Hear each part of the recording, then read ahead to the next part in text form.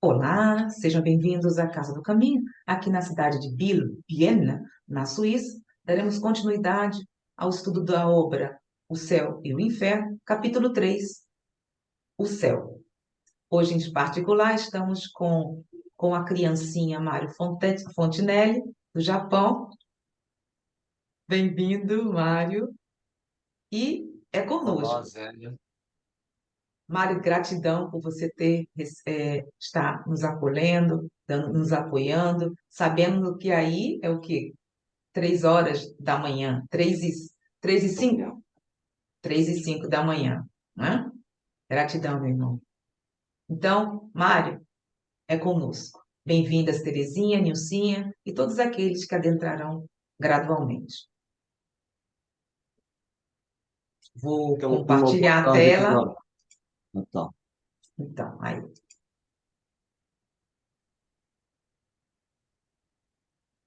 Ok? fala. Então, inicialmente, deixa eu dar, né, o meu boa tarde para você, Zélia, e agradecer o convite, lembrando que estamos num estudo, né? É diferente Não, de uma aula, que uma aula requer um professor, e o estudo apenas compartilhamento de conhecimento entre amantes dessa doutrina maravilhosa que é a nossa doutrina espírita, contando também com a Nilce, com a Terezinha, que estão presentes aqui, né, para nos ajudar nos comentários. sem E quando eu contar falo com os nossos estudo, protetores espirituais, que eles estão aqui do nosso lado, nos empurrando. com Vai, menina, vai, certeza, menina. com certeza, com certeza. E quando a gente fala estudo, não é na intenção de nos isentarmos da responsabilidade da condução desse estudo, né? Ao contrário, mas lembrando sempre, né, desse compartilhamento de ideias. Quando eu comecei a ler O Céu e o Inferno, coincidentemente, eu tinha lido O Inferno de Dante, né? A Divina Comédia. E é inevitável fazer uma pequena comparação, né? Porque, na verdade, o Dante ele escreve isso, a Divina Comédia no século XIV, e é interessante que ele começa a narrar do inferno para o purgatório e depois para o céu, né? Então, por isso que fala comédia naquela época significava o contrário de tragédia, não necessariamente comédia, né, de uma peça para nos fazer rir, de humor, mas comédia no sentido de uma história que termina bem, justamente o contrário de uma tragédia. Por isso que ele inicia no inferno para acabar no céu. Ele sai de lá com a ajuda de Virgílio, né, que é um escritor também latino, do qual ele se considerava discípulo, e ele vai contando a história. E o Kardec, quando ele vai abordar aqui nessa primeira parte, que chama doutrina, que é a parte teórica do livro Céu e Inferno, ele vai nos dar a ideia, né, do céu, depois do inferno, no capítulo seguinte, e no capítulo quinto, né, ele vai fazer um quadro comparativo entre o inferno pagão, inferno cristão e finalmente falar do purgatório. Então ele inverte um pouco as ordens aqui. Lógico que a comparação é minha, né? O Kardec não se baseou nisso. Estou fazendo uma pequena comparação, justamente para a gente já ir entrando no assunto, dando essa pequena introdução, porque o Kardec é uma coisa interessante, né? Ele primeiro traz a ideia sobre o assunto que ele vai abordar, do ponto de vista da época em que ele se encontra. Então, no caso, o céu, como era visto o céu por aquelas doutrinas, da antiguidade, sendo que muitos misturavam, né, o ponto de vista da ciência com o misticismo. A gente vai ver Kardec abordando isso na Gênese, né, quando ele fala que as próprias ciências nasceram, né, dessa mistura na Idade Média. A gente vai ver a astronomia, quando ela se torna uma ciência depois de ter sido abordado, né, muitas vezes pelo misticismo. A gente vai ver também a cosmologia, enfim, toda a ciência que era baseada no misticismo, ela vai tomar um aspecto mais científico mais tarde, quando eles vão fazer a parte da ciência em si. Então, Kardec ele vai abordar, nesse primeiro instante, o céu, né? Desse ponto de vista, ele vai procurar ver como é que era visto, né, por outras doutrinas, e depois ele vai trazer como o Espiritismo enxerga, baseado na ciência, né, e na reflexão sobre essa temática, justamente pelo que a gente chama de fé raciocinada, né? Então, vai trazer, inclusive, as incompatibilidades desse raciocínio pela igreja, inclusive, né? Como é que era vista por Ptolomeu, né? E como era vista pelas outras doutrinas. E eu acho que, mediante essa introdução, a gente pode começar a fazer a leitura aqui, que já está aí na tela, né? Capítulo terceiro, o céu. Então, a gente está na primeira parte, doutrina, já estudamos o futuro e o nada, o capítulo segundo, o medo da morte, e agora entrando no céu. Para quem tem o livro físico, estamos na página 68. Tudo bem, essa primeira introdução, gostariam de comentar alguma coisa? Perfeita, Márcia. Perfeito. Muito bom. Eu gostei que tu trouxe o Dante Alighieri, porque eu também, quando eu comecei a ler, me remeteu ao Dante Alighieri, e eu acredito que, nossa, tem muitas coisas semelhantes aqui do que ele fala lá no livro, né? Embora sobre aquela visão, né, daquele século, mas se tu começa a olhar sobre a visão espírita, a gente compreende muita coisa que tu estava falando ali, sobre a visão É, e, espírita, na minha opinião. e eu, e eu tive até que me conter um pouquinho, né? Porque dá vontade de falar sobre o livro A Divina Comédia, que a gente pode até abordar no outro instante, mas não é o momento, né? Mas com É certeza verdade. absoluta, Kardec, conhecedor do jeito que era, né? Com certeza também leu essa, né? Se bebeu dessa fonte e de outras também, lógico. Que, como eu falei, né? O Kardec, para ele abordar um assunto, ele não vai trazer uma opinião própria.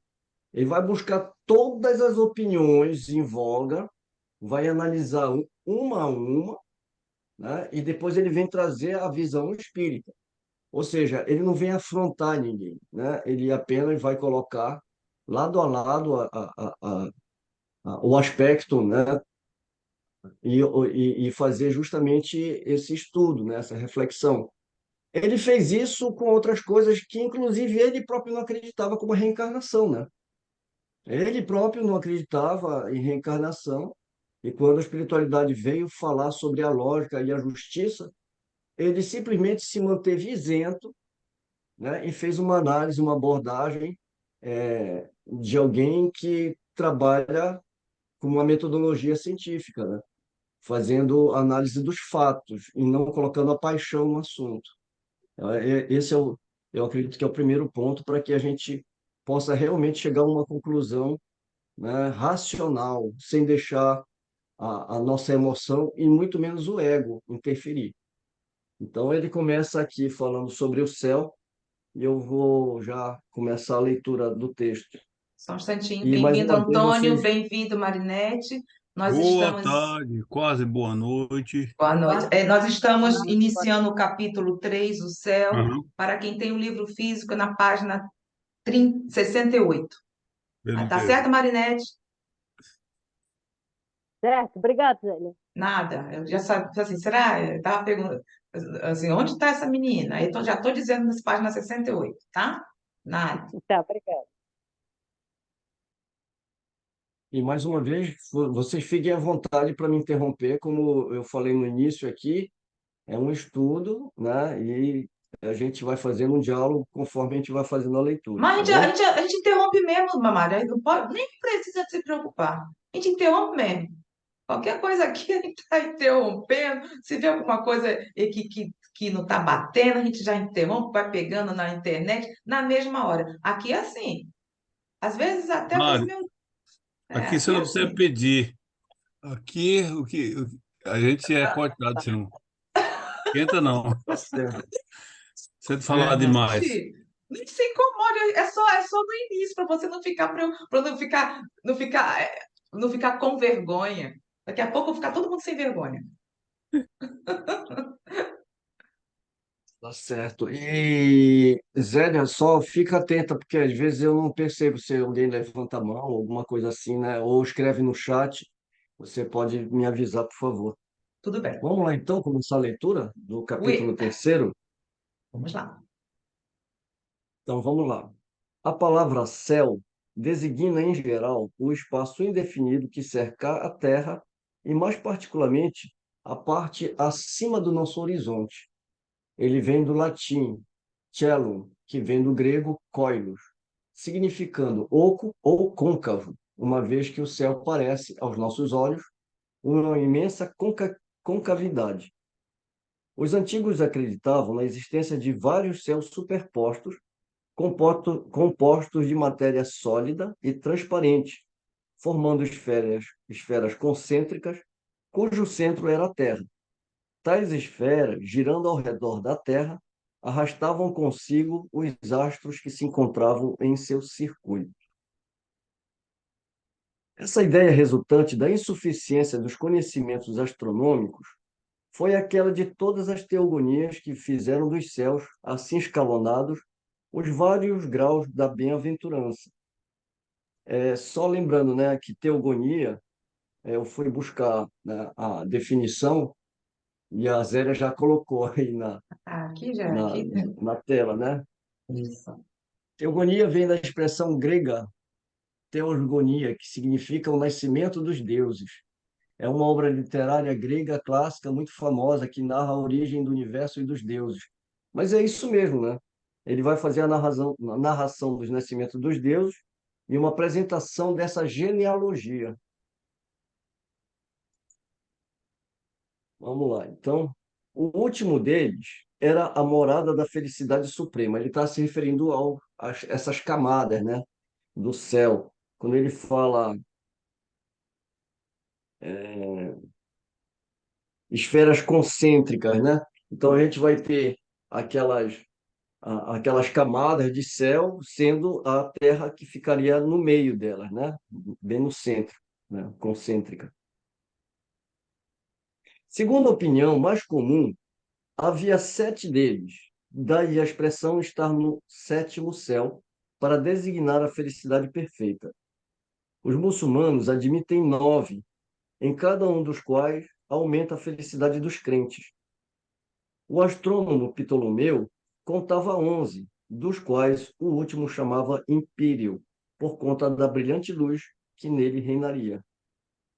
Tem uma nota de rodapé, número 23, Aqui é 30 no é 30, Ptolomeu. né? Aqui no livro físico, né? É, Ptolomeu viveu na Alexandria, no Egito, no 2º século da era cristã. Nota do autor. o 31. E o 31, Império, do grego pur ou pir, que significa fogo. Pronto. Eu acho que seria interessante conversarmos um pouco sobre esse. Quando eu li essa parte, esse parágrafo, eu falei assim: ah, então é por isso que nós chamamos sétimo céu. Menina, eu fiquei tão surpresa assim, nossa! É interessante que com o estudo vamos descobrindo tantas coisas que para nós é rotina, está no nosso cotidiano. Eu não fui buscar eu não fui buscar essa parte do céu dos muçulmanos. Eu estava com isso já há umas 2 semanas atrás, parei em busca, mas eu me esqueci. Mas quando ele falou aqui, está no sétimo céu, então nós, no caso, que somos cristãos, estamos abaixo, porque os muçulmanos têm 11 céus. Que interessante isso, essa concepção, não, gente? O que vocês acham disso? Eu acho que essa visão, né, que tão antiga, e o que que cristalizou na mente das pessoas? que essas camadas... Peraí. Foi Terezinha que caiu. A internet de Terezinha, né? É. Oh, lá, lá. São as Ah, camadas não, peraí, físicas mesmo, Terezinha, né? você voltou. Retornou Caiu? agora. Retornou agora, Terezinha. Pronto. Parou. Tá São bom. as Então, camadas. essa ideia das camadas, né? Sétimo céu, terceiro céu, o que cristalizou na mente das pessoas, né? A ideia de que esses graus são físicos, materiais, né? É isso, por isso que ainda se fala hoje que lá em cima, né? Está Deus, lá embaixo. Então, e até hoje as pessoas ainda acreditam que são regiões físicas, materiais, né? E isso cristalizou muito na mente das pessoas de uma forma geral, né? O alto, o baixo, do ponto de vista material. E quando que nós sabemos que não é assim, são graus vibratórios, né, do mundo espiritual, mas ficou muito forte isso, e tanto é que até hoje, né, como a Até pessoa está hoje. feliz, hoje eu estou no sétimo céu, né, a É, pessoa, menina, né, é tão natural, né? a gente ouve essa expressão ainda, né, ficou bem marcado mesmo. Mas o que vocês acham? No que se refere a céu, geralmente são os espíritos que estão evoluídos. Bom, em si é céu, estaria se referindo aos espíritos puros, não é isso? Então quer dizer que tem vários graus, nesse caso, interessante, várias degradações de espíritos puros. Como seria Acho que isso? não, Zélia. Não, Não? Como acho é que que é? não. De Acho que bom essa a. compreensão, Ah, o Antônio está falando, pode falar, Antônio, não vi. Não, não, não. You go, Nilson, depois de você. ah, Tá bom. É que essa concepção de espíritos puros é a doutrina espírita que nos traz, né? sim, Então as sim. pessoas não têm essa compreensão. E no sentido de felicidade. Ah, eu estou no sétimo céu, a pessoa está se sentindo feliz. Então, ela Hum, é um grau máximo de felicidade, estou no sétimo céu, seria uma expressão. Mas não no sentido de, de, de, de espírito e graduação, entendeu? Eu vejo uhum, assim, não penso que seja assim, Zé. uhum. E aí, Antônio? Entendeu? Acho que E é Eu já, Pera, pegando vamos por pegar onde, aqui que a gente aí, Antônio fala e podemos trazer as ideias de cada um. Sim, Antônio. pegando por onde a Nilson terminou, Ah, espíritos puros é o máximo do isso, top da evolução, que são os mensageiros de Deus, que isso. vêm a Deus. Então, se a gente tivesse que imaginar estágios, a partir do espírito livre, que o espírito livre é que já não depende de encarnação em mundos materiais, e até ele chegar a espírito puro, meu Deus do céu, a escala é muito grande e isso se Hum, processa ad eterno, não tem, né? Então, uhum, realmente, essa colocação do espírito puro é mais nossa, que seria, na uhum, verdade, na religião cristã, se fala anjo, né? Então, seria mais ou menos a uhum, mesma. No tocante a esferas, eu posso dizer alguma coisa, pelo fato de eu ter vindo para cá com interesse muito grande na literatura espiritualista. Eu li muito sobre isso. E depois não vamos esquecer também de que São Paulo teria sido arrebatado para o terceiro céu, alçado ao sim, terceiro por céu, isso. quando não veio na frente. Uhum, O que eu, o, e a, de toda essas obras que eu tenho lido e essa experiência, essa questão de esferas espirituais, ela é um aspecto fundamental do conhecimento nas doutrinas espiritualistas. uhum, Tanto é que os 7 princípios da doutrina do moderno espiritualismo, que é o que nasceu aqui com as irmãs Fox, etc., uhum, está baseado nessas esferas. Mas a experiência mais prática que eu tive, mais profunda, mais de... Primeiro é o seguinte, os espíritos em estados é, de exaltação, mesmo encarnados, né? Estou falando de espíritos encarnados. Porque quem mais fala nisso são os espíritos encarnados, não são os espíritos que estão lá. Eu não me recordo, por exemplo, Kardec parece que nunca nem usou esse termo. Eles são realmente arrebatados para uma situação que... Isso aí são inúmeros relatos, tal, que é uma condição do... Mas nós sabemos que o êxtase, o estado de êxtase, nós vamos ver lá no Livro dos Médiuns, que Kardec descreve, é o estado onde há um processo de desligamento material máximo possível, em que o espírito começa a receber aquelas informações de modo mais, vamos dizer assim, mais próximo da precisão, por causa do estágio deles. O exemplo mais dramático, que para mim é um objetivo de estudo, e vou passar a vida inteira estudando essa ainda, é o Andrew Jackson Davis, que não é nenhum estranho para o Espiritismo, não foi um estranho para Kardec, e não foi estranho para... Porque ele escreveu... olha, gente, tem tantas similaridades entre a obra dessa criatura, que quando se falar do Andrew Jackson Davis como um espiritualista, é redundante num limite ínfimo, nem mínimo, é microscópico, porque ele foi muito mais do que um espiritualista. E eu estou dizendo isso, eu já li mais de 20 das obras dele. Só falta ler olha cá, as 5 fundamentais. Ele escreveu 5 obras fundamentais. Tá? Essas eu nem comecei ainda, mas todas as outras eu já li. Estou relendo para começar a ler essas 5. São obras enormes. A primeira, ele escreveu aqui, pertinho de casa, ele tinha 19 anos, analfabeto. O cara nunca tinha, depois dele depois dele ter sido mesmerizado, que é uma das obras fundamentais desse período inicial dele, que ele era médico, doutor, depois ele se transformou Princípios da Natureza, ou Divine Nature, Divine Revelation, as revelações da natureza divina. Foi a única que ele escreveu sobre o estado de sonambulismo através de um magnetizador, um operador. Todas as outras ele atingiu, ao longo do tempo, um estágio superior de receber essas informações da espiritualidade, em que consiste a essência da doutrina dele, que é conhecida como filosofia harmoniosa, harmônica. Mas, Antônio, em relação ao que você está falando, Só concluindo, filosofia harmônica. Então, ele teria... O que é o estado superior que ele atingiu, décadas de trabalho? O estado superior é o estágio em que ele se colocou, se construiu ao longo do tempo, e essas informações eram recebidas da comunidade inteira da segunda esfera do mundo espiritual, e ele fazia... Mas ele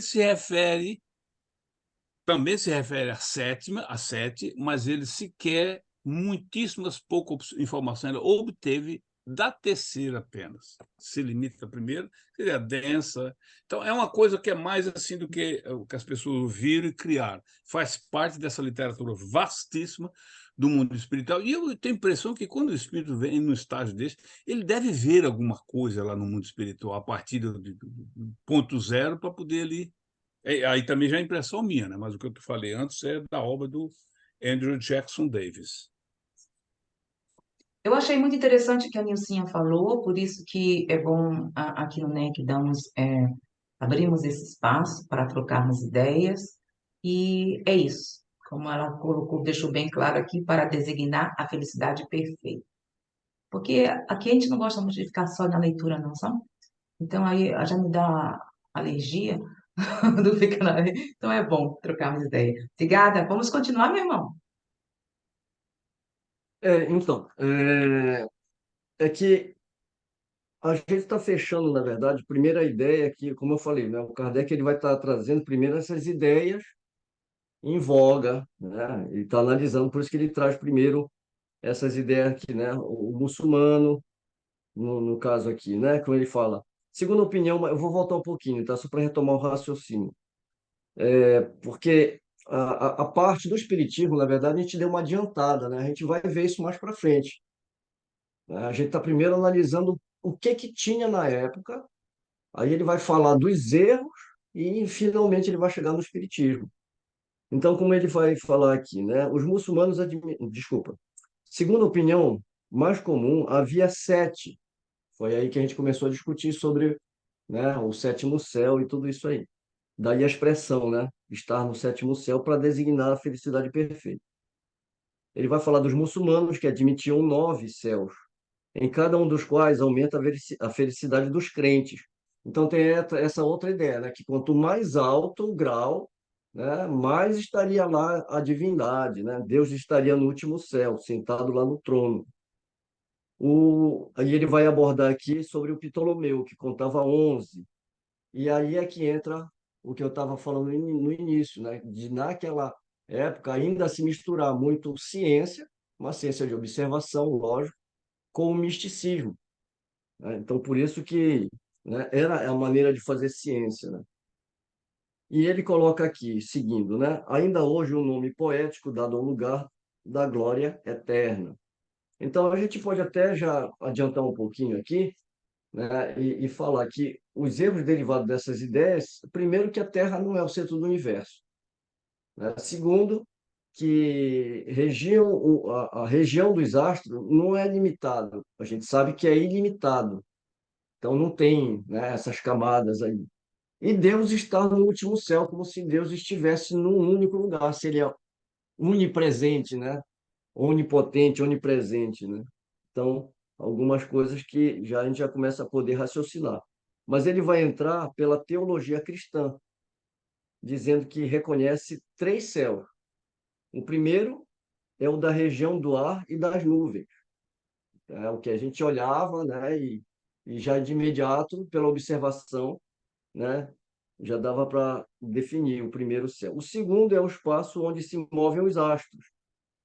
E o terceiro, além da região dos astros, é a morada do mais alto, o lar dos eleitos que contemplam Deus face a face. E lembrando, né, o que o Antônio trouxe para a gente, que é de acordo com essa crença que se diz que São Paulo foi alçado ao terceiro céu. Mas justamente a ideia era essa, porque é, a gente vê muito isso numa linguagem do Antigo Testamento, por exemplo, né? O hebreu, como ele tinha uma cultura, né, e uma linguagem, um costume muito a imagem que eles faziam das coisas tinha que ser uma coisa muito concreta, né? Eles tinham dificuldade de abordar o abstrato. Então precisava de uma imagem forte. Jesus usava as palavras justamente por causa disso, né? Justamente para impressionar aquele povo com um linguajar adequado para a época. Então,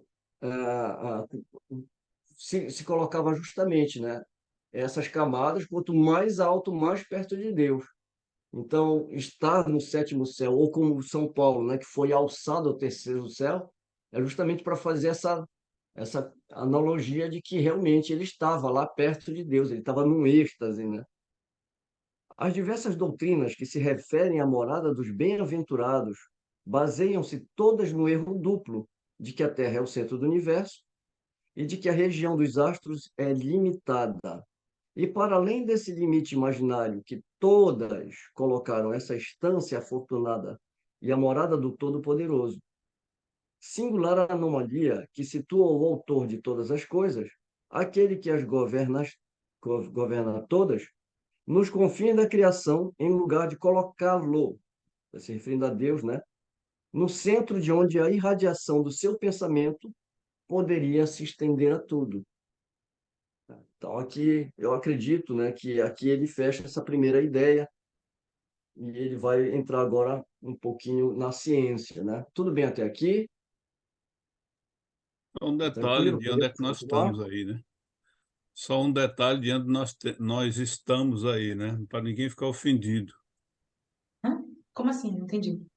Nos confins da criação.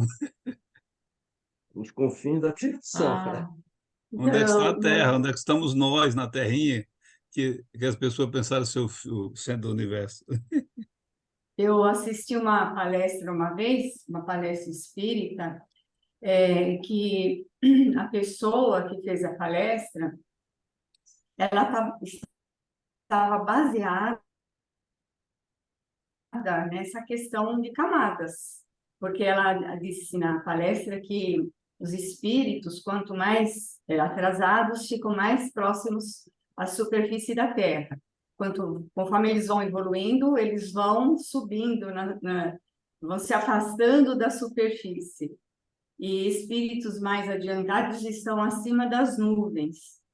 Então, essa pessoa, apesar de ser espírita, né, ela está com essa ideia equivocada, né, de camadas físicas, materiais, né, restringindo, né, a situação dos espíritos a essas camadas. Um grande engano, né? Coitado dos espíritos superiores, estão só um pouco Não, acima das nuvens. acima Meu das nuvens. Deus do céu. Na verdade, é uma mistura de É, ideologias aí. Primeiro que as camadas, como a gente viu que é. a da igreja são três, né? Então, Uhum. quer dizer, primeiro que é baseado em várias coisas aí, né? Tá dando tiro para tudo que é lado. Agora, eu posso até me arriscar, porque eu também já ouvi coisas parecidas assim, Terezinha, e não é um nem dois, são vários. A gente sabe que quando o Chico ele psicografou os livros de André Luiz, se tomou e a história das colônias, né, que cada lugar tem uma colônia assim assado, criou-se também um forte ideia, né, fortalece essa ideia de que existem colônias que ainda estão muito próximas da Terra, e isso vai criar essa ideia de camadas, né, também. Então, se a gente para pensar, quando você faz o que Kardec está fazendo aqui, ele analisou o que tinha na época, né, de todas as formas. Ele coloca lado a lado e ele vai passando pelo crivo da razão, né? E, infelizmente, algumas pessoas vão tomando essas histórias como verdadeiras, né, e vão fazendo a sua própria visão da coisa. Então você vê que nem doutrina espírita é baseado em fatos reais, digamos assim, né? E cria uma novela. Não estou desmerecendo nenhuma obra, mas a gente tem que olhar para as obras e ver que elas estão corretas de acordo com a realidade daqueles espíritos ali. Ah, então está no umbral, está não sei o quê, etc. e tal. A gente mesmo começa a criar essas camadas dentro do espiritismo, né? Quando você fala umbral, você está falando de inferno. Não tem outra definição. É um sinônimo que nós criamos dentro do movimento espírita, não dentro do espiritismo, porque o espiritismo não tem meio termo, né? O Kardec ou é uma coisa ou é outra. E ele vai separando essas Se coisas. tornou o inferno dos espíritas, né? Inferno espírita, é verdade. Dos Você espíritos. já deve Dois estar espíritos. acostumado com essa brincadeira que a gente costuma fazer, mas eu costumo acrescentar algo em cima dessa, entre aspas, brincadeira, que a gente fala, né? O espírito só trocou de nome das coisas, Uhum. mas não ressignificou. A gente fala de céu, né? A gente fala de nosso lar. A gente fala de umbral, que é o inferno. O diabo é o obsessor. Mas olha, eu vou mais além nessa brincadeira para até ficar um pouquinho mais sério. Quando você pega, né, a primeira revelação que veio na figura de Moisés, ela era adequada para aquele povo rude ainda, e como eu falei, com uma cultura muito concreta, uma linguagem muito concreta. Então precisava-se de um Deus temível, né, até para colocar uma ordem ali naquela coisa ali, e até pela ignorância deles. Lembrando que Moisés recebeu o ensinamento de um filho de Faraó. Ele foi um homem preparado, né, para quando ele fosse migrar para o deserto, inclusive questões de sobrevivência. O que comer de determinado animal, que parte do animal, tirar o sangue desse animal. Tudo ali foi estudado. E o povo não entendia essas coisas. Então virou crendice. Ah, tem que fazer assim porque é uma espécie de ritual. Já pensou o trabalho que Moisés teve para educar aquele povo? Porque era necessário naquela época. Jesus vem dentro dessa cultura. Agora, percebendo que a gente estava entrando num patamar evolutivo adequado para novos ensinamentos, Jesus vai ressignificar o sábado, ele vai ressignificar o ritual de lavar a mão, né, que ele fala que o que sai é o que mata o homem, né? O que sai da boca, não o que entra. Vocês estão preocupados em lavar as mãos, mas a sujeira maior é o que sai da boca, porque sai do coração, né? O coração, se tiver contaminado, né, com inverdades, é pior. Então, ele vai ressignificando a ponto dos fariseus perguntarem: peraí, né? Mas você veio destruir a lei, que é o nosso primeiro capítulo do Evangelho segundo o Espiritismo, e ele vai falar, não, eu não vim destruir, eu vim dar cumprimento a essa lei, né? Agora, ressignificando, né, para um patamar adequado de entendimento de vocês. Então, a gente chega agora na terceira revelação, e nós precisamos ressignificar todos esses ensinamentos que foram deturpados no cristianismo primitivo, nessa virada de cristianismo primitivo para institucionalização por Roma, né? Que houve um sincretismo, inclusive, né? Quando faz a instituição, né? Do cristianismo como como uma religião instituída, e nós tivemos quantos concílios de lá para cá, retirando e colocando coisas, né, dentro da moral de Jesus que não tinha. Da moral, não, porque essa é a parte intacta, né? Mas dentro da religião como uma doutrina, né? Então, a gente, agora, chegou no Espiritismo, nós precisamos ressignificar isso. A gente tem que se livrar desses conceitos antigos e não dar nome novos para eles, né? O céu é o céu, o inferno é o inferno. A gente vai trabalhar com as ideias, né, que são devidas a elas, mas o espiritismo ele vem ressignificar todos esses termos. E tem gente que realmente demora a entender as coisas, e a gente tem que ter paciência, porque ainda hoje fala: ah, mas você abre o evangelho e está lá castigo. Ah, Uhum. mas tem lá, tem pecado. Ah, não sei o quê. Então, nós precisamos aprofundar o estudo justamente nesse livro aqui. Esse livro é o que Kardec vai exatamente fazer. Ele vai continuar utilizando os termos utilizados, né, pela igreja, pelas outras doutrinas, com um olhar espírita. Então, eu costumo falar, nós somos espíritas. Nós temos que fazer a leitura das coisas de acordo com os princípios espíritas. Por mais que esteja escrito castigo, pecado, a gente tem que ressignificar. Isso não significa maquiar, né? Ou tentar tapear, não é isso. É dar um novo significado, que foi o que fez. Como é que é feito esse novo significado? Através do olhar da ciência, né? Primeiro da filosofia, que é justamente o que é a filosofia, né? Que é o questionamento, é a busca da verdade. E quando Kardec fala que se algum dia a ciência apontar algum erro na doutrina espírita, e outro dia eu estive falando sobre isso, que eu acho que daqui a 1 milhão de anos aí, talvez a gente mude alguma coisa dentro do espiritismo, de tão, né, correta que está o ensinamento, vai demorar muito para a ciência chegar a um ponto de comprovar alguma coisa equivocada, e se for comprovado, né, a gente não vai ter problema nenhum, né, de se readaptar. Isso é estar andando junto com a filosofia. Por quê? Porque a filosofia ela é a busca da verdade. A gente não trabalha com a verdade absoluta, A busca. não é verdade? Então, nós temos que ter esse olhar espírita para as coisas. E você está falando Olhar, uma coisa assim muito interessante, porque uma das primeiras coisas que, quando eu adentrei ao espiritismo, ou seja, numa casa espírita, é fazer o evangelho no lar. Tinha que fazer, tem que fazer, obrigatoriamente. Então, o que você está falando, vemos que, no caso, você vê, o evangelho, segundo o espiritismo, foi de 1863. Que aqueles que trouxeram as mensagens em relação a esta obra eram espíritos que estavam desencarnando e que estavam saindo dessa parte. Eram católicos, eram padres, eram bispos e tudo isso. Né? Então, se estamos fazendo com uma pessoa, o Evangelho no Lar, por exemplo, eu estou fazendo com uma pessoa de um outro país.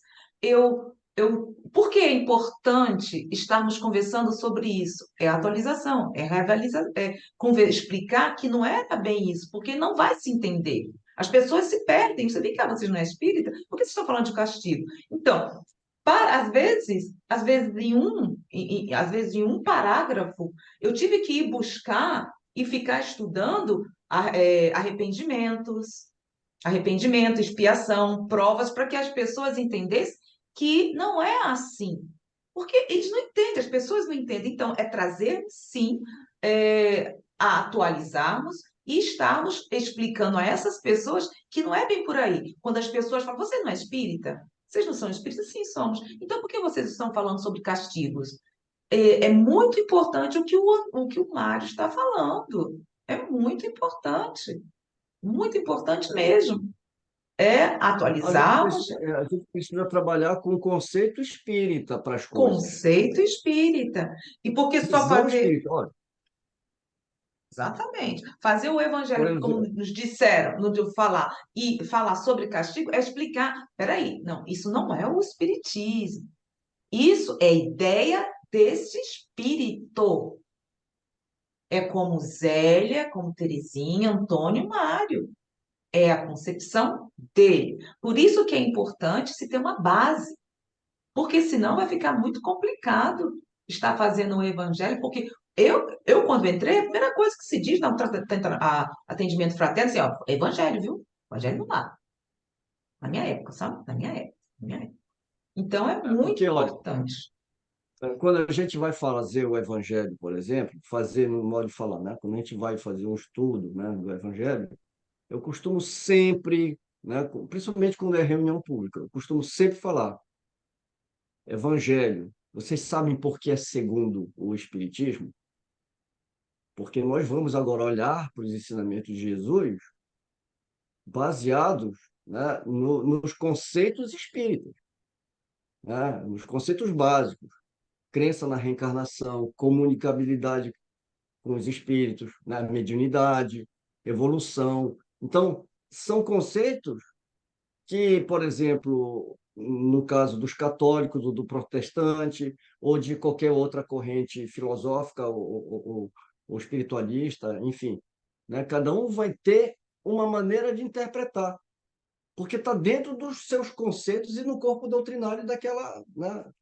Daquela filosofia, daquela. Então, quando chega na nossa vez, a gente, do espírito, ele precisa estar fazendo o quê? Fazendo a leitura segundo o espiritismo. Não é?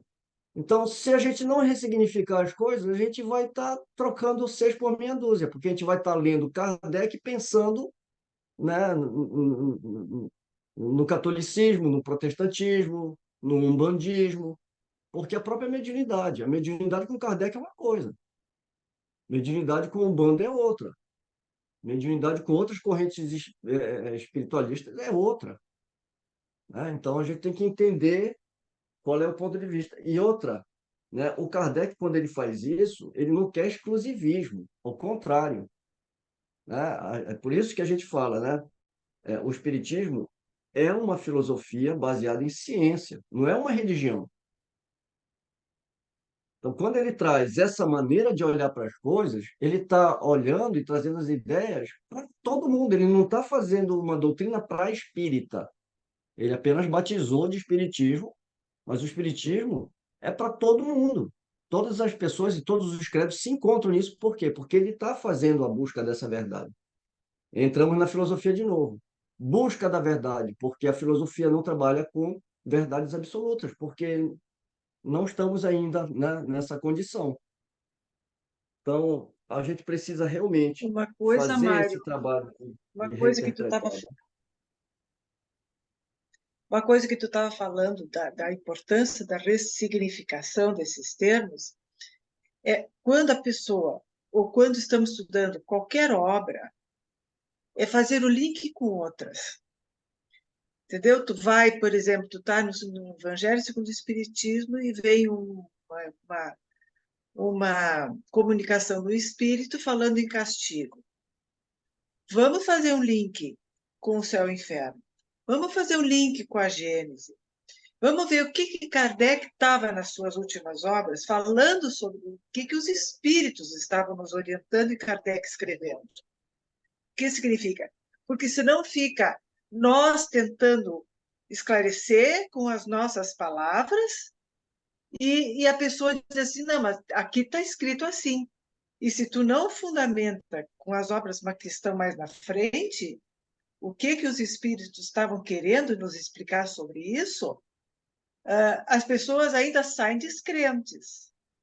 Por isso é importante os links com as outras obras, num estudo sério, continuado, como diz Kardec, né?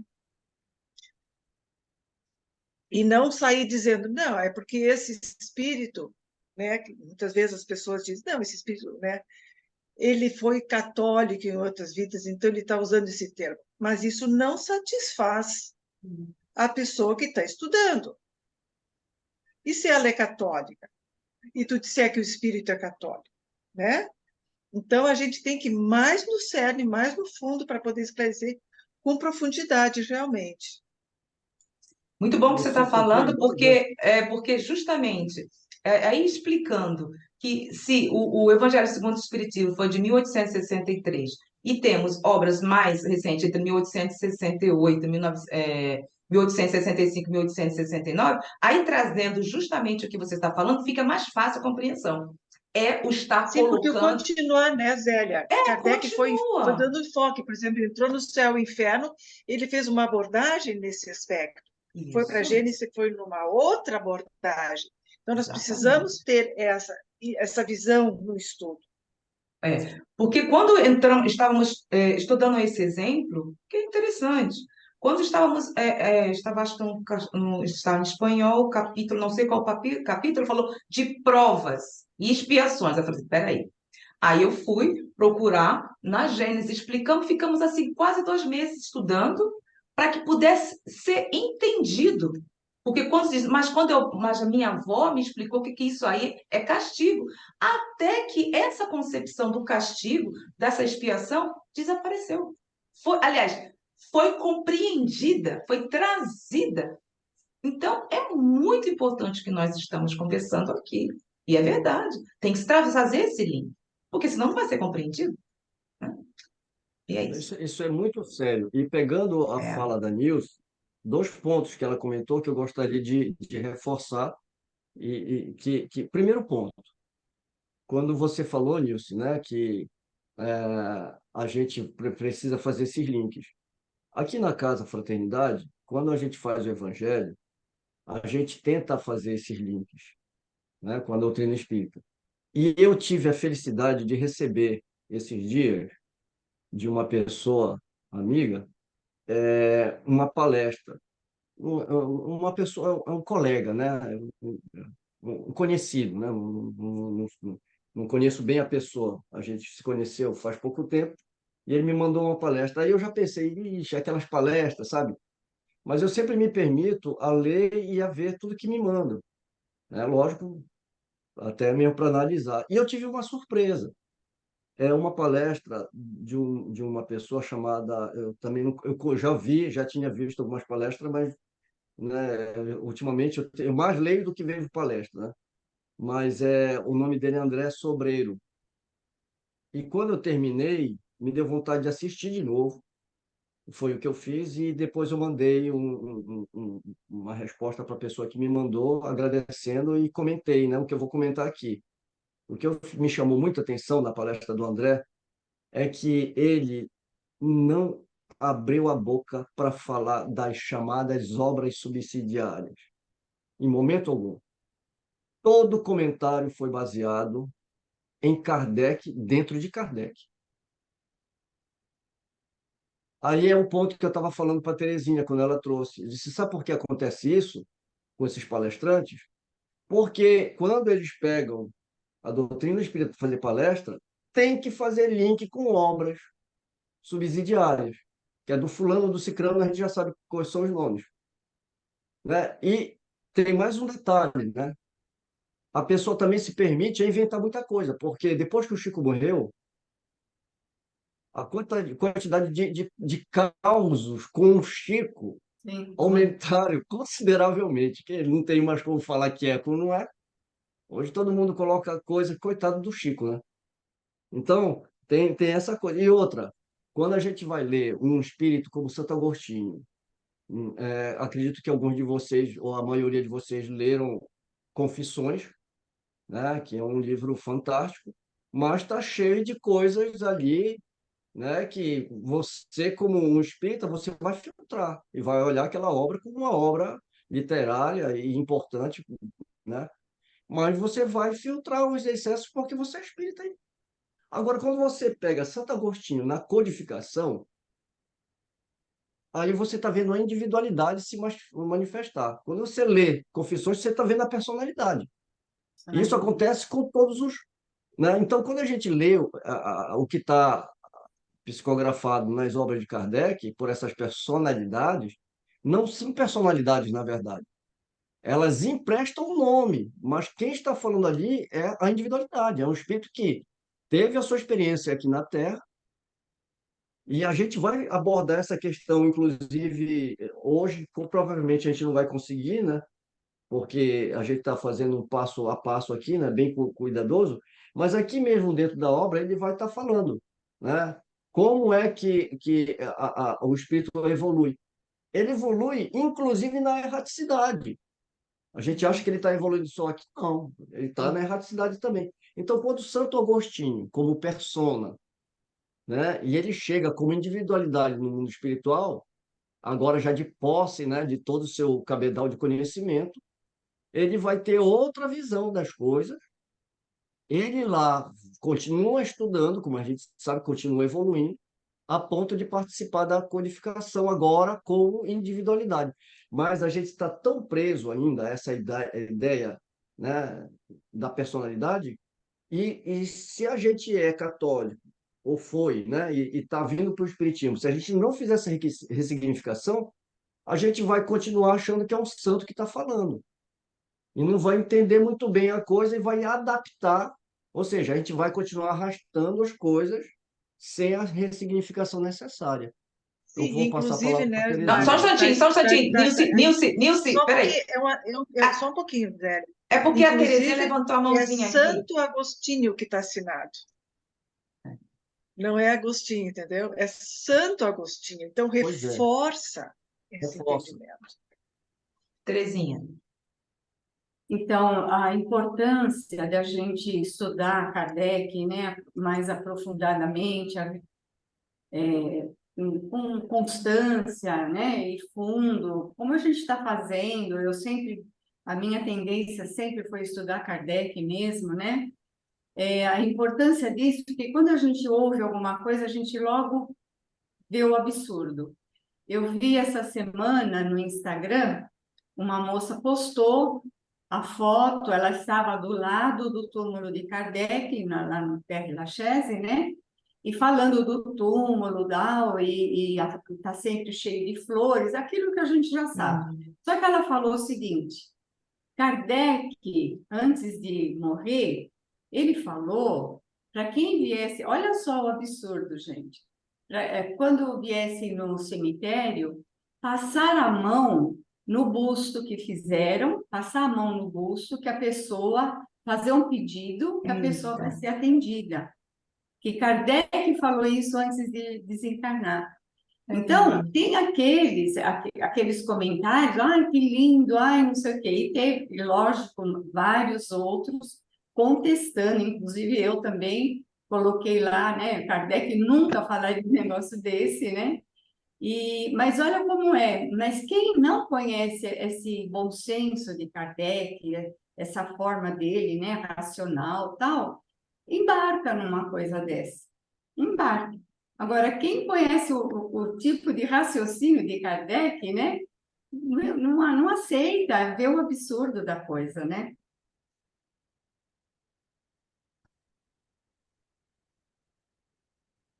Antônio. Antônio, é o seu microfone, Antônio. É Isso. rapidinho, é só a proposta disso. Eu não sei se vocês chegaram a ver uma menina, uma baianinha, jovem, mas muito assim, dedicada, muito chorosa, fazendo um vídeo na frente da loja do Lei Marie. Eu estive lá 2 vezes.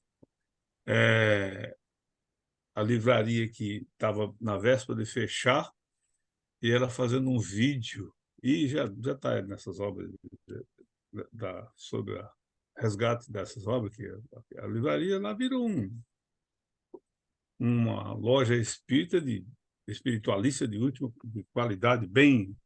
E ela fazendo um vídeo pedindo ajuda financeira dos brasileiros para poder não deixar a livraria fechar, porque era um negócio. Não sei se vocês viram isso, só para E não, um negócio assim, quer dizer, a livraria do Le Marie foi absolutamente descaracterizada, ela tinha tudo que é tipo de espiritualismo, mas as pessoas, isso é normal, né? Isso é normal das pessoas entrar nesse, nesse mundo de mistificações que ocorreram ao longo desse tempo, as pessoas entrar nisso. Nunca leram um prefácio de uma obra do Kardec para fazer uma coisa dessa, né? Eu até também pedi meu tempo de fazer uma resenhazinha lá, que aquilo para mim foi um tempo perdido. Daí a pouco desapareceu. Não sei se vocês viram isso. Mas é Ah, interessante que ainda bem que eu vi isso A antes Nilce da falou algo muito taquicardia. interessante. Santo Agostinho e Augustinho. Porque vai que que a Zélia desencarna, assim, vai receber uma mensagem. Ué, pode estar com o nome de Zélia, mas e a equipe que está por trás dessas pessoas? Se é um espírito, dependendo do grau de evolução, porque Kardec trouxe certos espíritos aqui e pode utilizar. A Nilce falou algo muito interessante. Agostinho e Santo Agostinho. E vê que você vê, né, Nilce, que tem às vezes Santo Agostinho, Agostinho. Isso é muito interessante o que ela falou. Você sabe, eu penso o seguinte a respeito. São coisas, né, que às vezes a gente não comenta. Tem muitas coisas que às vezes a gente fica mais para a gente mesmo, mas não é de propósito, não, né? Às vezes a gente fica remoendo algumas coisas. Mas quando a Nilce falou no Santo Agostinho, né, eu às vezes ficava me perguntando, poxa, mas que Kardec, né, devia ter colocado que era um santo, às vezes era melhor nem ter colocado nada. Mas se a gente começar a analisar também, esse é um trabalho que cabe a todos nós também. E isso vai também começar a separar as pessoas. Separar no sentido não né, de separatividade, mas separar, que eu falo, no sentido de não é, o trabalho todo não é só de Kardec, não é só da espiritualidade. O trabalho é nosso, é individual, é de cada um, né? Da gente também se esforçar para entender, porque já pensou, senão Kardec vai ter que cuidar de cada um de nós, da nossa instrução, falar, minha filha, não, o negócio do Lemarie lá, não faça isso. Olha, eu não falei nada disso, olha, para passar a mão no meu busto. A pessoa, ele cuida de cada um, né? Então, quando fala Santo Agostinho, não sei, aí é uma coisa que depois a gente fica pensando, né? Mas será que não é justamente para mostrar a diferença da personalidade para a individualidade? Porque quando você, como eu falei, lê Confissões e lê Santo Agostinho falar no Livro dos Espíritos como ele fez para se tornar uma pessoa melhor. É um passo a passo ali, né? Eu Então também você acho olha isso, um e Mário. olha outro, você percebe a Aham. individualidade. Como quem diz, olha, esses grandes pais da igreja, esses grandes homens, não eram qualquer espírito, eram espíritos preparados. E você vê que agora ele conhecendo a erraticidade, né, na erraticidade, conhecendo, né, tendo todo esse cabedal de conhecimento, ele volta, inclusive, para mostrar os equívocos que eles cometeram enquanto Isso, e para persona. se aí é que eu acho também que aí para se identificar que ele foi aquela Quem ele foi, né? personalidade, isso, identificar quem ele foi, e agora que ele está na codificação, né, para que possamos identificar, e ao mesmo tempo, como tu falou, Mário, vamos ressignificar agora, como ele faz parte da codificação, o que ele está querendo dizer sobre o castigo. Só isso, eu acho que aí seria muito importante a gente falar dessa maneira. E não simplesmente fechar o assunto e dizer, porque ele foi, né? Não, não é por aí. Porque é desmerecer essa personalidade que ele foi nessa época. Ao contrário, né? Ele foi um gigante, né? Venceu a si próprio, né? E fez todo Eu, um trabalho, não só ele, né? Tantos outros, mesmo os que se equivocaram, né? A gente tem certeza que é como outro dia a gente estava falando no estudo que eu lembrei que você, inclusive, você que eu falo, a Nilce, né? A gente estava no estudo quando a gente tocou numa personalidade, não sei se você vai lembrar. Que a gente tocou numa personalidade, a gente até brincou, nossa, coitadinho, etc e tal, e você levantou, olha, a gente está falando da personalidade. Provavelmente, como espírito, ele já. Então, Ou seja, resumindo, nós somos espíritas. A gente tem que utilizar a metodologia, né, adequada de ressignificação e não ficar preso a um passado. Porque tem muita coisa também que é involuntário, porque a gente ainda não se libertou do nosso ego, né? Eu falo por mim. Hoje eu estou muito mais atento para o meu ego do que antes. Antigamente eu deixava o meu ego se manifestar. E eu percebia que não estava de acordo, né? Era a minha visão. Quando eu comecei a me policiar e me questionar e fazer esse exercício que nós aprendemos com o codificador, que é deixar o seu ego de lado, né, e realmente procurar a verdade que a gente consegue alcançar nesse momento e se debruçar sobre essas ideias, inclusive refazendo as nossas próprias, né? Então a gente não pode trabalhar com paixão, a gente não pode trabalhar com ego, muito embora isso esteja latente em cada um de nós, assim como esteve em Agostinho, esteve, né, em todos os outros que daqui da qual a gente fala, né, João, etc, né, todos eles. Ô, Mário, e eu acho importante aqui, oportuno, mencionar São Luís. São Luís foi o presidente espiritual da Sociedade Parisiense de Espírito, e ele se identificava como Luís e São Luís, se identificou, na verdade. São Luís ele morreu na cruzada. Ele é o único rei francês santificado pela igreja. E ele morreu na cruzada, que ele foi, quer dizer, é uma coisa, aí, então essa questão da identificação do espírito, mais nesses níveis, tem uma série de circunstâncias que envolve a forma pela qual ele se manifesta, por exemplo, a oportunidade, a necessidade de colocar daquela identificação, coisa parecida, mas eles fazem diferentemente. Eu não sei se Santo Agostinho sempre se manifestou como Santo Agostinho, mas São Luís tem esse detalhe, tem mensagem lá que só simplesmente Luís, e que é identificado depois como São Luís, que é a pessoa que conduziu os trabalhos da Sociedade Parisiense de Espírito ao longo de todo o processo de elaboração da doutrina. Olha só que envergadura isso, né? Vamos continuar, Mário? Vamos continuar então, mais um pouquinho. Bora.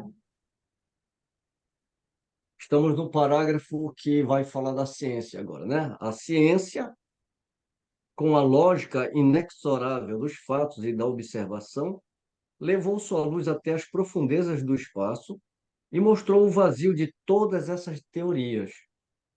A Terra não é mais o centro do universo, mas um dos mais diminutos astros girando na imensidão. O próprio Sol é apenas o centro de um turbilhão planetário. As estrelas são inumeráveis sóis em torno dos quais circulam mundos incontáveis, separados por distâncias que o pensamento custosamente apreende, ainda que para nós eles pareçam se tocar. Ou seja, como os antigos olhavam, né, e viam aquilo ali tudo imóvel, né? E agora a gente tem uma outra, né, uma outra forma de ver as coisas. Nesse conjunto, regido por leis eternas, em que se revelam a sabedoria e a onipotência do Criador, a Terra aparece apenas como um ponto imperceptível e um dos menos hospitaleiros. Perguntamos-nos, portanto, por que Deus faria da Terra a única sede da vida e a ela teria relegado as criaturas de sua predileção? Tudo ao contrário, pressagia que a vida está por toda parte, que a humanidade é infinita, tal qual o universo.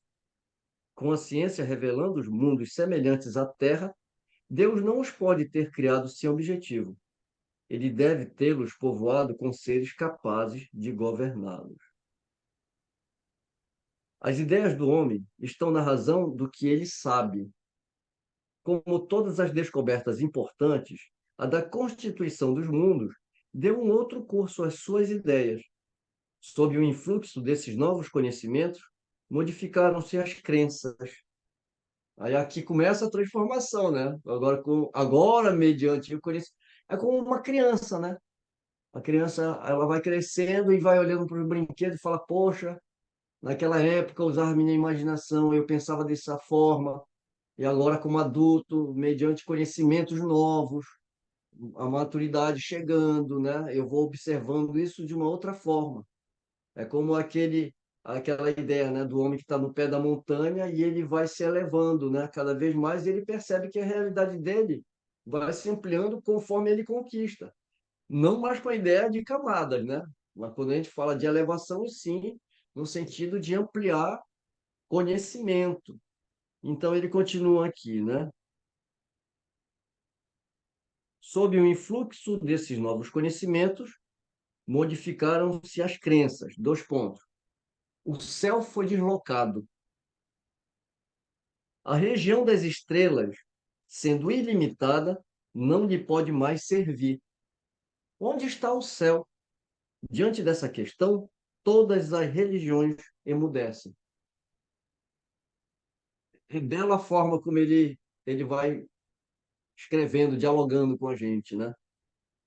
E agora sim, ele vai entrar agora com o espiritismo, né? Então ele vai falar assim: o espiritismo vem resolvê-la, demonstrando o verdadeiro destino do homem, tomando como ponto de partida a natureza deste último, assim como os atributos de Deus, chega-se à conclusão. O homem é composto pelo corpo e pelo espírito. O espírito é o ser principal, o ser da razão, o ser inteligente. O corpo é um invólucro material que reveste temporariamente o espírito para a realização da sua missão sobre a Terra e a execução do trabalho necessário ao seu avanço. Usados, o corpo se destrói, mas o espírito sobrevive à sua destruição. Sem o espírito, o corpo é apenas uma matéria inerte, como um instrumento privado da força que o faz agir. Sem o corpo, o espírito é tudo, a vida e a inteligência. Deixando o corpo, ele retorna ao mundo espiritual, de onde havia saído para se encarnar. Me permita só avançar mais esse parágrafo e a gente dá uma pausa aqui e a gente já vai, né, fazer alguns comentários.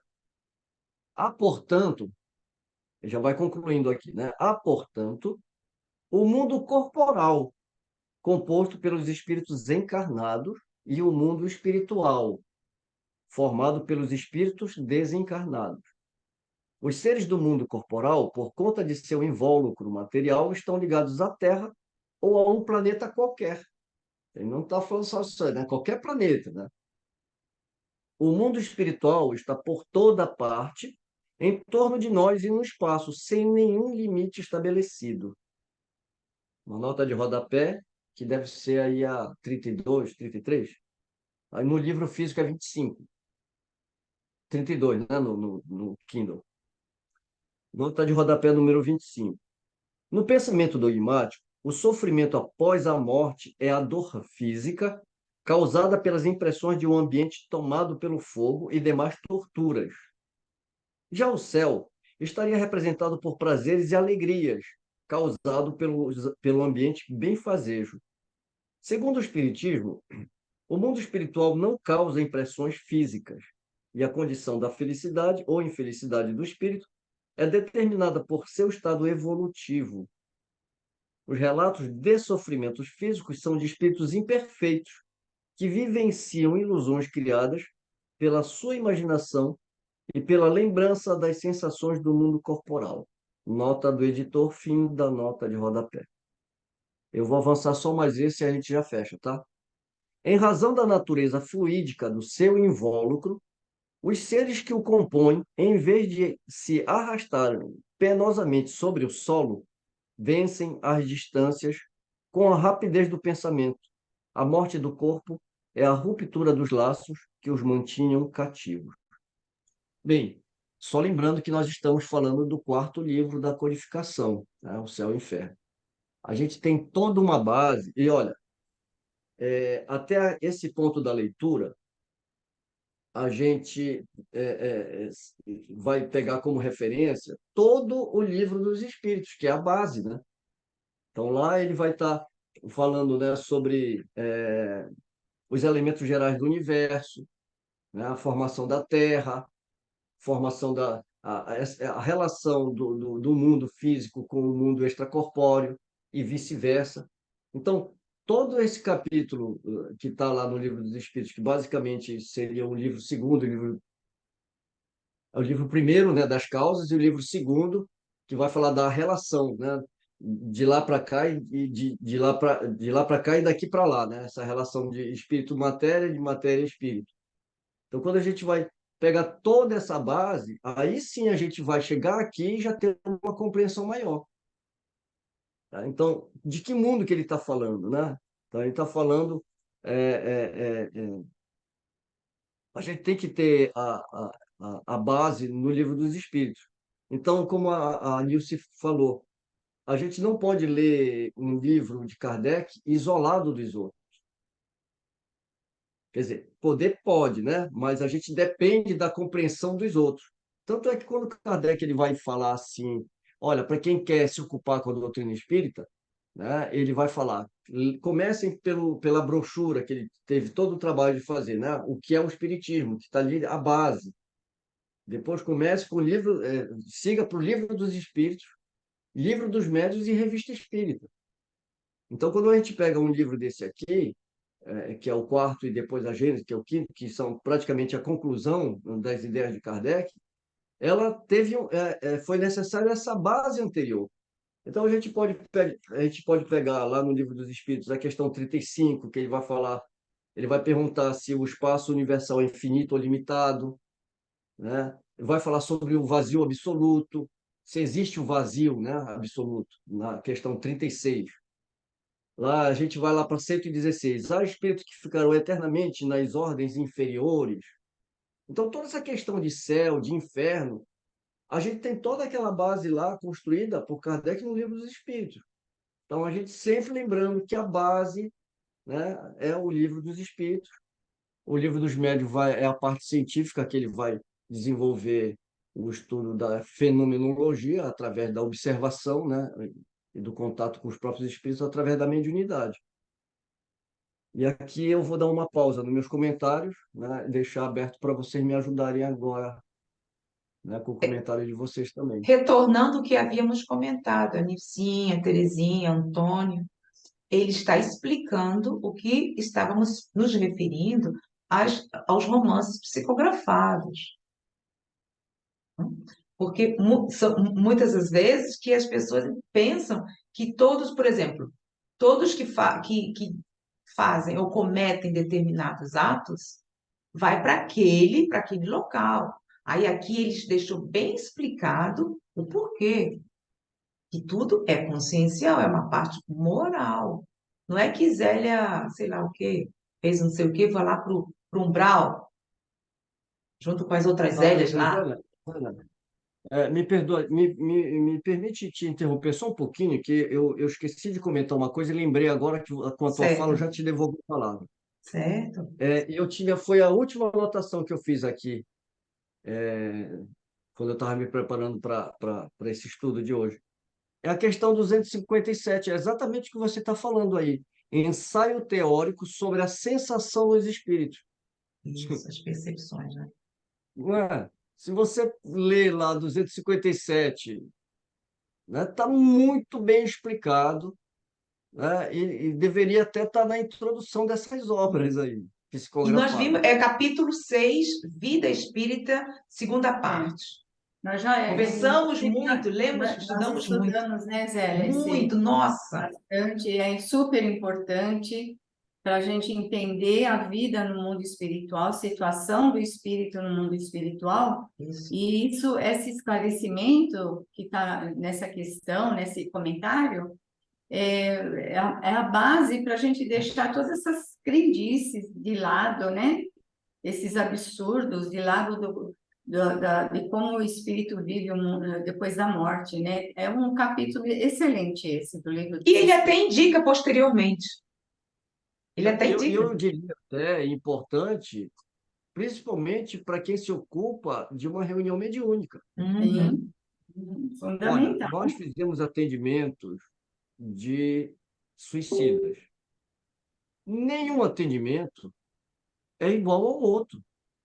A Não. realidade de um espírito que cometeu suicídio não é a mesma, né? Nós tivemos a felicidade, né, de acolher um amigo, eu chamo de amigo, né? Prefiro do que chamar de irmão. Eu acho, me soa um pouco, né, rançoso aí. Mas nós tivemos a oportunidade de acolher um amigo que tinha acabado de cometer o suicídio, coisa de 3, 4 dias atrás, né? Não estou falando hoje, né, mas na época, certo? Então, cai por terra aquela coisa de, nossa, ele ia viver até os 60 anos, porque ele tinha planejado viver até 60. Morreu com 20, coitado, vai ficar 40 anos penando lá no umbral. É, Nós atendemos um amigo depois de 3 dias de suicídio, né? E olha só, ele pula na frente de um trem aqui,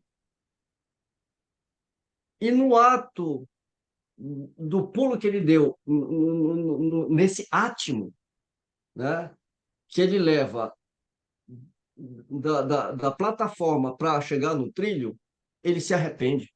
nossa, Ele tenta voltar, mas terrível, não dá, ele já está no ar. terrível, nossa. Aquele ato foi o suficiente para ele ser socorrido, imediatamente. Foi depois sabe?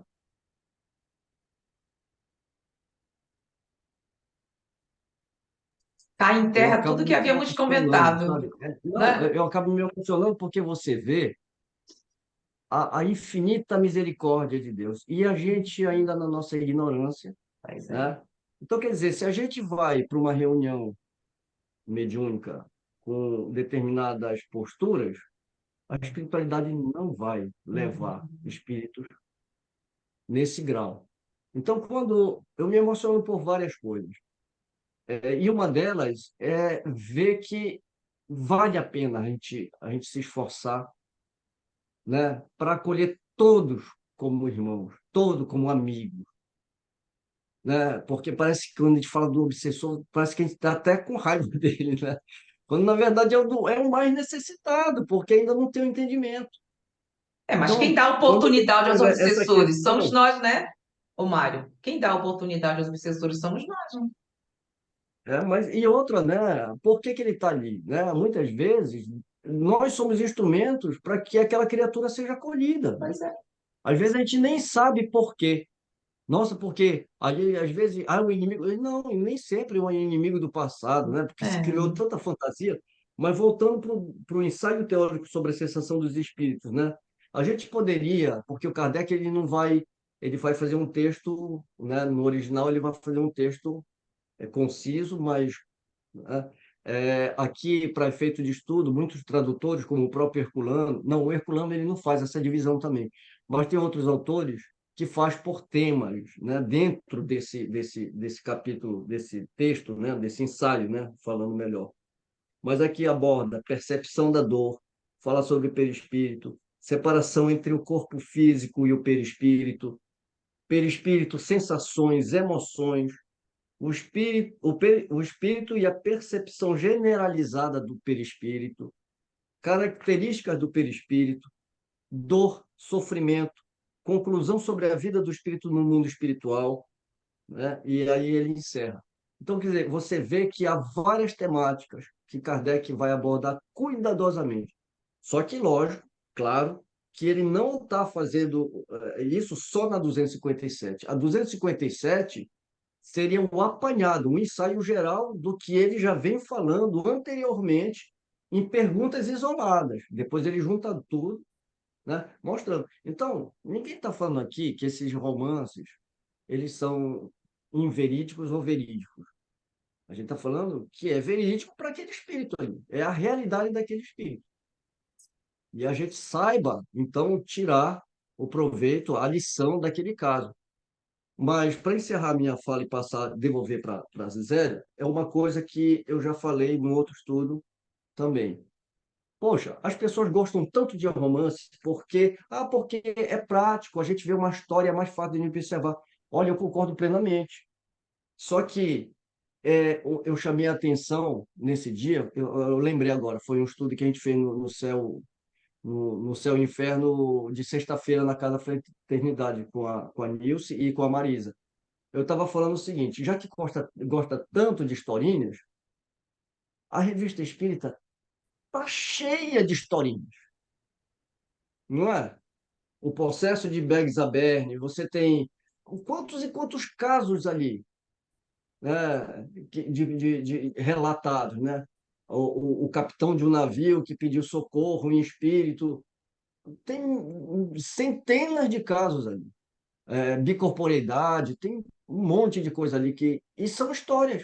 E às vezes não é só uma história, né? Tem parte um, parte 2, parte 3. A gente vai vendo o desdobramento desses casos. Por quê? Porque inclusive foram evocações, né, Antônio? Feitas com assistência de São Luís, lá na Sociedade Parisiense, né? O Kardec, inclusive, entrevista um vivo, né? É. Né? Vamos fazer, porque ele queria saber quem era o deficiente, se era o físico, se era o deficiente, era o espírito, né? Ele evoca o espírito de um vivo. Fala, não, quem está doente é meu corpo. Então, olha quantas coisas tem dentro da codificação e a gente fica procurando fora. Então, quando a pessoa fala, não, eu gosto porque é prático, ela não conhece Kardec realmente. E a gente tem esse ledo engano, ela fala, são 5 obras. Não são 5 obras, Mas né? São vivi. mais de 30 obras que Kardec fez. Lógico, a gente pode condensar em 5, né? E outra coisa que o pessoal fala de Pentateuco, que também é uma coisa, não sei vocês, mas é uma coisa que eu não gosto, porque nos arremete né, a Antigo Testamento. O Pentateuco é Bíblia. Pentateuco. Uhum. Tudo bem, a palavra ela pode ser usada, mas não é adequada. Então, a gente fica com os livros da codificação. Obras complementares. O Kardec, eu não sabia que ele precisava de complemento, né? Então, e quem é que vai definir quem é complemento de Kardec? É muita ousadia, né? Então, são coisas que realmente a gente tem que falar, não, para tudo, vamos voltar aqui para o Kardec e analisar a coisa com calma. Passo a palavra para você, Zélia. Não, eu acho que você já esclareceu tudo. O que eu gostaria só de dar um exemplo que ocorreu dentro da própria mediúnica é que, por exemplo, foi questionado, aí sim que eu acho que temos que procurar reler sobre a caridade. Foi questionado quando o médium estava falando se realmente era ele, se era uma mensagem de um espírito ou se era um animalismo. Então, houve uma questão muito grave, que foi dito que era Animismo, animalismo Zélia. do médium. Animismo, Zélia. Animismo, animalismo, Animismo. animismo, desculpa aí, É. animalismo, eu estou lá no animal mesmo. Animalismo. Então, foi grave. E aí até Não, que animismo, Zélia, você falou errado. animismo, não tem jeito. Animismo, Animismo. hoje pegou, hoje pegou. Animismo. Então aí foi falado. E aí? E se for? Cadê a caridade? Então, gente, ainda temos isso dentro do próprio movimento. Mas, inclusive, é uma oportunidade de trabalhar o espírito, a alma, né, no caso, né? A alma desse companheiro. Mas É o espírito dele se manifestando inconsciente, né? coitado ou coitada não estava tendo oportunidade de receber o Zé, carinho, o abraço o eu não fraterno de entendi, nós. eu não entendi o começo. Não entendi o começo. Como é que é a história aí? Hã? Não, Eu não estávamos. entendi o começo. Ah, não, estávamos. Eu falei, ele me perguntou para ver se eu me continuasse. Não, está tudo certo o que ele disse. Eu apenas trouxe um exemplo dentro da Sim, casa espírita sobre animismo. sim. Então, quando houve um questionamento, ou vários questionamentos, que, no caso, se era uma mensagem de um determinado espírito, ou se era o animismo. E foi isso, o médium A porque era pergunta, bombardeios e muitos pergunta bombardeios. feita ao médio. É, eram bombardeios em cima de bombardeios, e aí foi assim, e aí, e se for? E se for animismo? Cadê a caridade? Nossa, como o médium ficou, nossa, foi muito complicado, muito complicado. Então, eu espero também que com os estudos que nós estamos fazendo, vamos também dando oportunidade para que certas questões sejam reavaliadas. E será que no nosso dia a dia não estamos fazendo, não estamos praticando? Quantas vezes, aqui a Nilcinha mesma falou, ela chamou a atenção. E, peraí, Santo Antônio ou Santo Agostinho? Gente, isso ocorre diariamente. A gente não se dá conta. Aí quer dizer que quando se está no centro espírita, numa mediúnica, não pode ter animismo? E a caridade? E é isso. Alguém quer colocar, trazer, Nilcinha? Eu já Fazer só interrompi a... uma pequena observação. Observação não, fazer um pequeno comentário em cima do teu comentário, né? Olha, o que eu percebo também é que como é constituído, como é construído esses grupos, porque o grupo ele precisa ser acolhedor, ele precisa ser um ambiente de confiança. Aqui nós temos, não vou falar do nosso grupo aqui, né? Nós temos algumas pessoas que são muito tímidas. Não sei se vocês já notaram, né? Às vezes nem aparece nos estudos. E tem dificuldades com a mediunidade porque fica com medo de falar e de repente está falando bobagem. Hoje não, que a gente já está quase 20 anos juntos, né? Então, hoje a gente já é uma família, a gente já, né? Realmente, a gente tem uma coisa assim já construída, né? Uma relação já. Mas eu lembro que se no começo, se a gente começasse a criticar muito, você mata aquela pessoa, né? Porque ela não se sente mais à vontade de abrir a boca para nada. Então, aqui sempre foi, e sempre chega gente nova. Nós temos no grupo uma pessoa que está com a gente há 2 anos. Então, sempre tem gente nova. A gente tem uma base, mas sempre está vindo gente nova. Então, quando essas pessoas entram, é a mesma dificuldade de todo médium em começo, de separar o que é dele e o que não é, e muitas vezes o médium nem consegue fazer isso, né, no começo. Então, a ordem aqui é, fala. Ah, mas eu não falei porque eu não sei se é meu. Fala. Pode falar. Aqui a gente não vai julgar você, a gente vai julgar o que você falou de acordo com os princípios. Se a gente achar que tem alguma coisa fora, a gente vai falar, olha, vai explicar para você, né, se policiar, dar uma... Mas tudo como forma de aprimorar a ferramenta e não de criticar a pessoa. Porque o animismo é uma forma de você tratar do médium. É o Isso. espírito dele se manifestando inconscientemente. Ele está se manifestando, né? E ele é um espírito também, né? Pois é, todos nós. Então eu acho que o primeiro ponto realmente é esse, é o acolhimento, né, para aquela pessoa. Agora, lógico que nós sabemos que tem excesso, nós já passamos algumas dificuldades com médiums, né, fascinados. Agora, qual é a maneira de tratar isso? Né? É não aceitar nenhum membro, é o que a gente faz, não aceitar nenhum membro, como eu já vi em muitos lugares aí. Nossa, você é médium. Aí, 3 semanas de estudo, a pessoa está lá dentro da sala mediúnica, com um grupo que está há 20 anos, entende?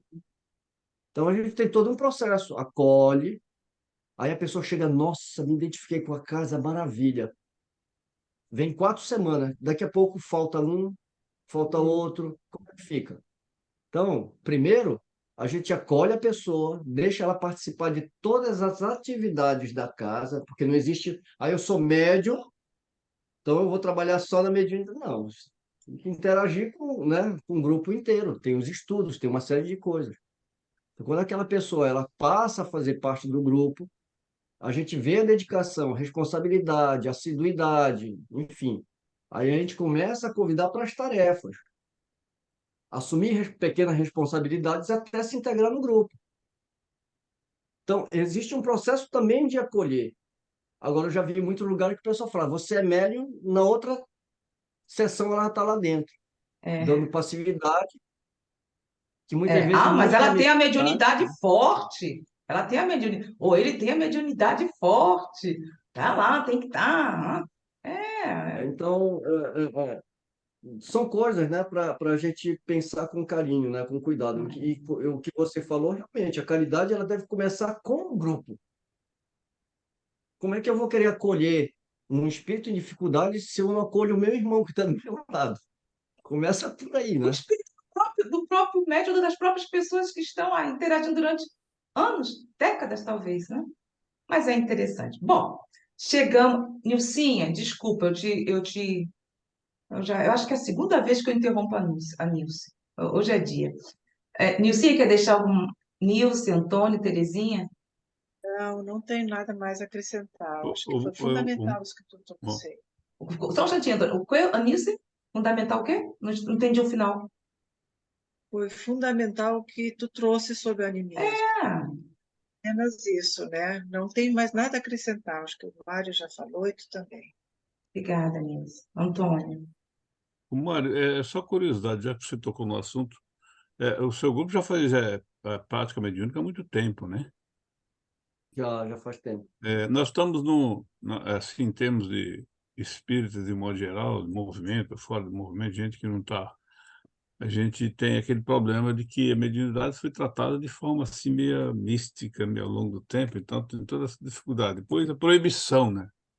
Se não for na casa espírita, aquele negócio todo, então esses grupos novos, muitos deles, eu tive uma experiência, eu estava mencionando isso aqui, Vamos terminar a gravação? Podemos trocar figurinhas? Vamos? tá bom, tá bom, Eu, tá bom, vou parar aqui a gravação. vai lá. Gratidão, Mário, a todos, a todas. Eu que agradeço. Então, a próxima semana daremos continuidade na página 70. Eu não sei a de vocês. Gente, é 70 mesmo, não é isso? Na página Isso 70? mesmo. Tem a página 70 no Essa livro. Isso. Né? No segundo parágrafo, não é isso? Isso. Pronto. Então tá. Até a próxima. Gratidão. Espera aí.